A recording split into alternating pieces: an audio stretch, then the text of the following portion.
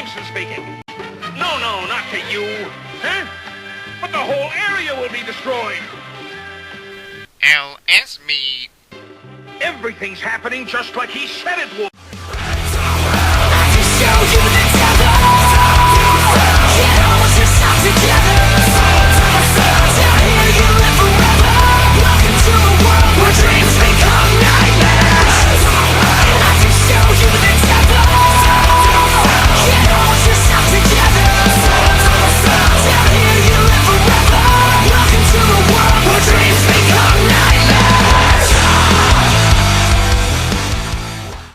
I was talking about Jude's thread about nostalgia, or about whether or not kids today will be nostalgic for the games of today when they get older. As far as Nintendo games, he didn't really specify for all games, but he was talking about Nintendo games specifically. And I'll read the opening post just because I thought it was a really good post, and this is really my favorite thing about the thread is just this opening post. It's a good OP. And it says, "This is more of a question than having my own input, but I'll give a bit of my..." God, I can't talk. "This is more of a question than having my own input, but I'll give a bit of input anyway. Not so long ago, Mattavelli was telling us how disappointed he was in Super Mario 3D World. I told him that his son, 6 years old, would love the hell out of it. Fast forward to the present, and yes, his son is in love with the game so much that he frequently posts things with stamps on Miiverse. I bet when that kid is older, he's going to talk about the good old 2010 decade when Nintendo still was in their golden age. So I think of some of today's games definitely have that potential. I think that Super Mario 3D World is definitely the prime candidate for future nostalgia, but Mario Kart 7, 8, Zelda, Link Between Worlds, and possibly others also fit the bill. But I'm already nostalgic for games of the past, so my judgment on this may be impaired. But there are people here that have either kids, nephews, young cousins, who they've seen playing these modern Nintendo games. Do you think these kids will grow up to be nostalgic for Nintendo games of today? Will these then grown-up kids pay $14.99 for Wii U Remix and Wii Remix 2? And I thought this was a good question, and it just is. It makes you wonder if like the kids of today are going to be, as nostalgic about the games that we're playing now. As we're all adults playing them, not all of us. I mean, some of us are pretty young still on the forums, but some of us, most of us are a little bit older. We're not like little kids or anything. So this is his question: is like those little kids, like these like 6, 7, 8-year-old kids. Are they going to be nostalgic for these games that they're playing today once they grow up and get to be, our age in their teens or their early 20s and their early 30s and maybe beyond? I think so. I mean, I think that nostalgia isn't kind of relegated to a particular decade. I think that, or a particular time. I think nostalgia is something that can be felt in any time. Whether that's today or, there's a reason why when we're young, we feel, when we play these games or we play with these toys or we remember these commercials and stuff. There's a reason why we're nostalgic, and it doesn't really have everything to do with the things that make us feel nostalgic later on in life, like the things that we remember from when we were kids. It's the feeling that we get that we're young again. It's that young at heart feeling. It's that I'm a kid again feeling, of nostalgia. That's really important in my opinion. And I feel like everybody feels that for all different kinds of things all the time, and it's kind of a human trait. I don't know. Everybody feels nostalgia for something. It doesn't always have to be video games. You know what I mean? But video games were a big part of, when I was a kid. And they've been a big part of a lot of kids' lives over the past 25, 30 years. So you got to imagine that much the same way that we feel nostalgic about games. They're going to feel nostalgic about games. And not because, any particular reason or because it's like, are these games different from those games? It's not really the games that are important. It's the feeling. it's the idea of making us feel like kids again once we get old. That's really what nostalgia is all about. It doesn't have to be a video game. It just happens to be video games for me. Not just video games though. I mean, I watch movies and videos and you know, listen to music and play games and see commercials and just all different kinds of things that remind me of the past, make me feel nostalgic. That's really what nostalgia is all about. It's about feeling like you're there again, and those things that kind of take you back there, you know, back to the past. So I think that's a given for people these days. Um, and no matter what generation you're from, everybody feels nostalgic, I think, about something at some point in their life. Because once you get to a certain point in your life and you're getting older, you start to think, oh, you know, I'm getting old. These things become even more important. Uh, these kind of tethers to the past. You know, for most of us on T&E, it tends to be video games. I think that's a great thing. My son plays a lot of video games now. He's only 4.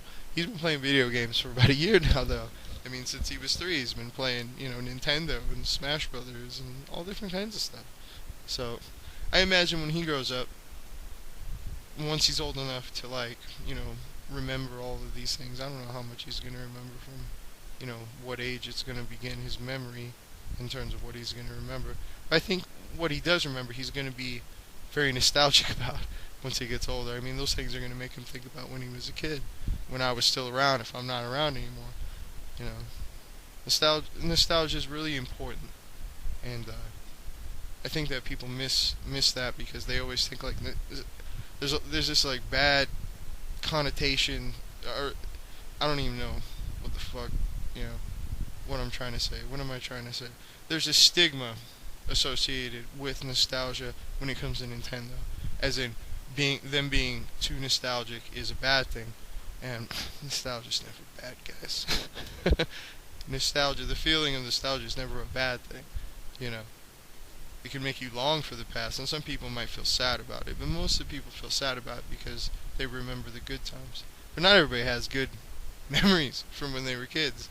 There probably is some people out there that, you know, aren't very nostalgic about their childhood. Perhaps they're nostalgic about other things or parts in their life that came later. So, but I feel like everybody feels nostalgia. So, anyway, I thought this was a really good thread. I think you guys should check it out in more detail if you haven't yet. And yeah, I just wanted to get back to it so we can see what the heck was going on with Juke's thread.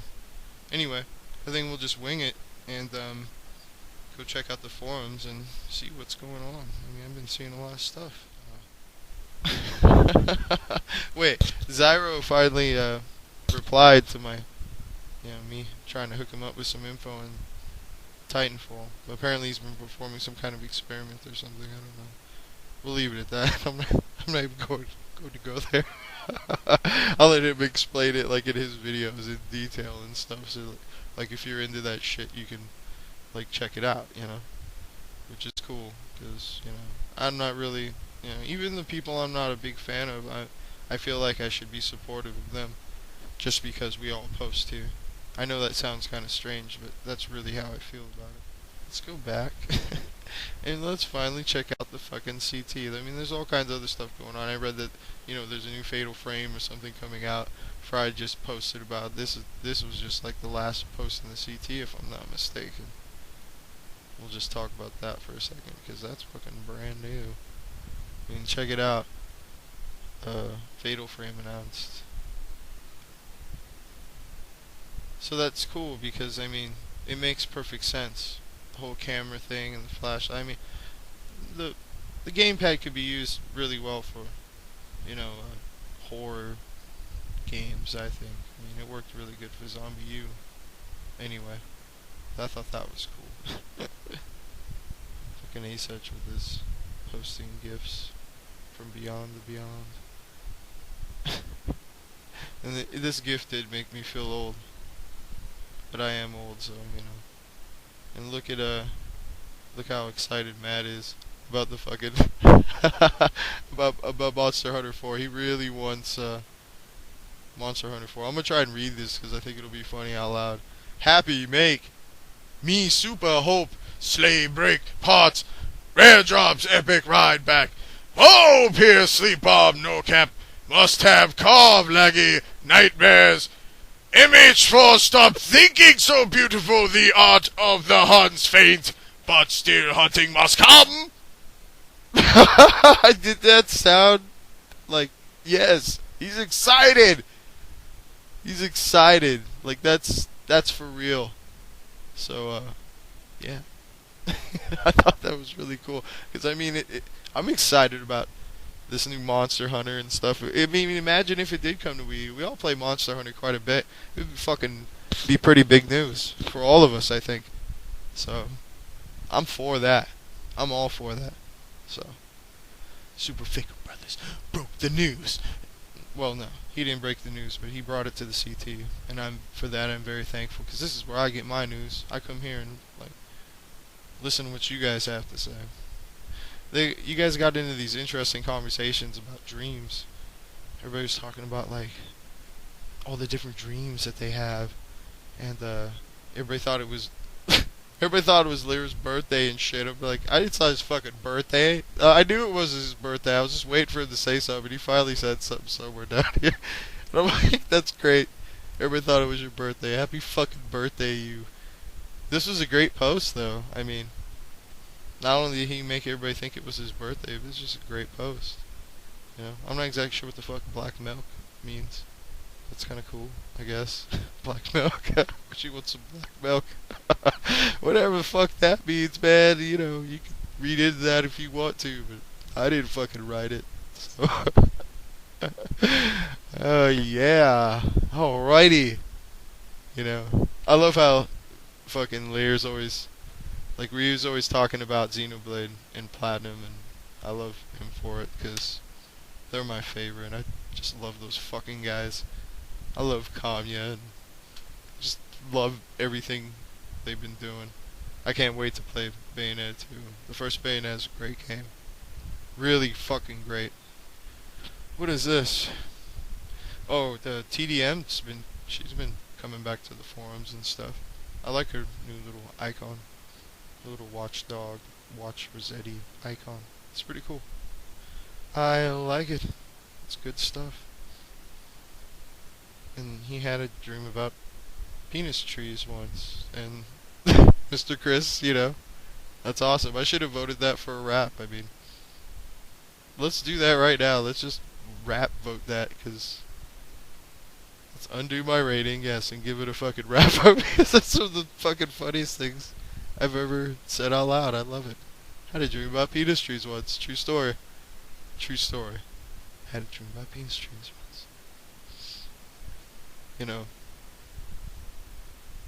fucking Matt's getting creeped out by Jew down here somewhere. Oh, I think it was this post, and he had a dream. But Repo had a fucking badass dream that had about me and shit. I'm just like, what the fuck are you, like, for real? Like, for really real? You had a... This is the post right here. He was talking about he had a dream. It says, last I dreamed that you were embroiled in Jello Biafra's-esque battle for the city of Las Vegas over the refusal to even consider your father for candidacy on a list of people from whom a few would be chosen as having made noteworthy contributions to the city/local culture. I mean, fuck the honors. It was the principle of the thing. Your father's particular qualifications for candidacy stem from his apparently having pioneered punk rock in Las Vegas back in the day as a young Italian immigrant. The name of his band, Citizen of Verona. No shit. Great bass line on one of the track I was hearing before my alarm went off and woke me up. And Citizen of Verona had no idea. You know what's funny about this? Is that I played bass in a punk band. I shit you not.